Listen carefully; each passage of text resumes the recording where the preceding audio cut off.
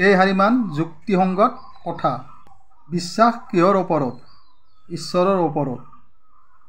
ভয় কাক লাগে? দৈত্য দানৱ, ভূত পিশাচ, অধৰ্মী, অসৎ, অন্যায়ী। হেঁপাহ লালসা কিহৰ প্ৰতি? সুস্বাদু খাদ্য, প্ৰেম প্ৰণয়ৰ প্ৰতি। ঘৃণা কিহলৈ উপজে? জঘন্য কৰ্মকাণ্ডলৈ। হৃদয়ৰ স্নেহৰ কন্য বাৰু মানুহ এজনৰ, পিতৃ মাতৃ সন্তান স্ত্ৰী। সংগ্ৰাম কিয় লাগে?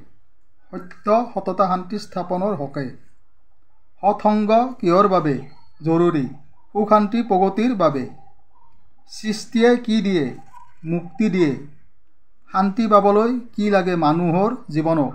সৎকৰ্ম, চিন্তা, বুদ্ধি, সুশিক্ষা, জ্ঞান, ঈশ্বৰ ভক্তি। সন্মানে জীৱনত কিনো দিয়ে? মান মৰ্যাদা, অভিমান, শিষ্টাচাৰ, শিক্ষা। পৰাজয়ে জীৱনত কি উপকাৰ সাধন কৰে?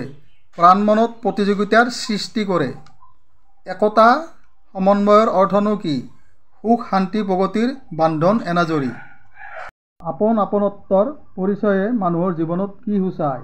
সাহস শক্তি প্ৰেৰণা মনোবল প্ৰগতিৰ হকে সংগ লাখুটি।